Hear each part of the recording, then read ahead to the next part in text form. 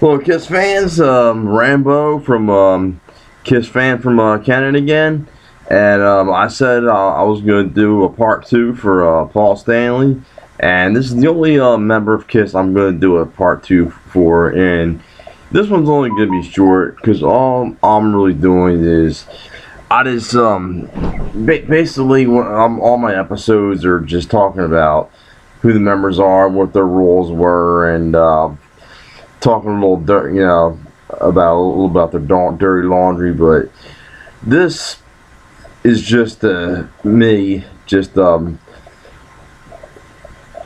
if Paul Stanley ever sees this ever, I just wanted to let him know how much I appreciate him and what he's done for Kiss and what he's done for rock and roll and what he's done for the music industry. Let me put it to you like this: if something were to ever happen to you, Gene never would have been able to do it by himself. You, on the other hand, you would have kept it going. You always would have been able to keep it going. You are definitely the most talented out of every single member, original or replacement. You write the best songs. You're the best singer. I'd like to bring some things up that I forgot to mention. Another guitarist that Paul appreciated playing with was Bob Kulick. That was who he had on his solo record and his Live to Win tour. Or no, it wasn't his Live to Win tour. It was the tour before that, the Paul Stanley Band. Chris Jericho, the man who says he never wanted to be the next Hulk Hogan, he wanted to be the Paul Stanley of wrestling. Wow, when do you ever see that? Maybe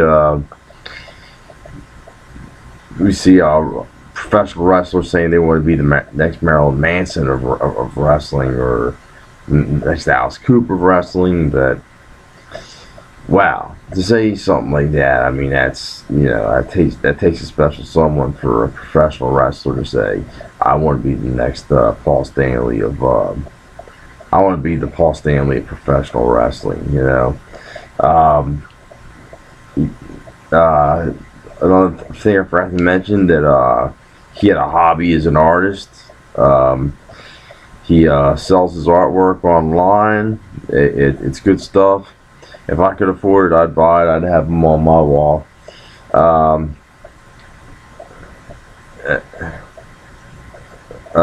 Good family man, loves his family. That's what makes that's what makes him happy these days. He loves his wife. He loves his children. Something else I wanted to point out, and this is no bust on Paul, but when I was talking about how he had a little bit of a passion for love songs. Peter Criss talks about in his book, like when he wrote Beth, and like everybody was on the other side of the window, doing this, and giving the finger and stuff like that. Paul was one of them. He said Gene was the only one that had an open mind to it. I kind of wonder if Paul had a little bit of envy towards Peter, because Peter beat him to having the first love song in the band.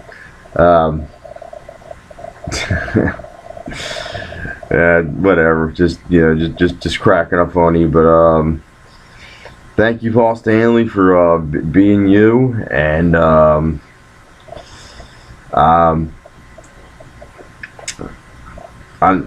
you're talking about there's going to be a Kiss 2.0. I just can't see anybody else being you.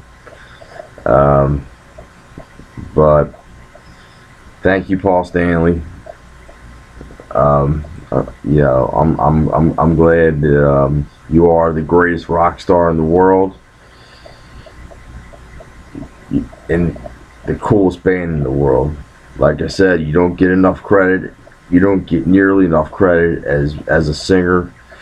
You know, I feel like if you were in another band, um, you you would get the same respect as Freddie Mercury, Prince. You know, I don't know. Yeah,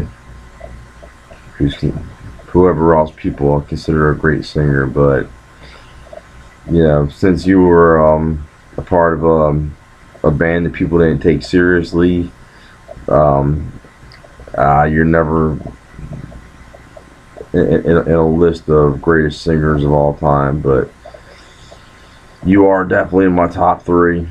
Um, you're tied with two other guys, but thank you, Paul Stanley.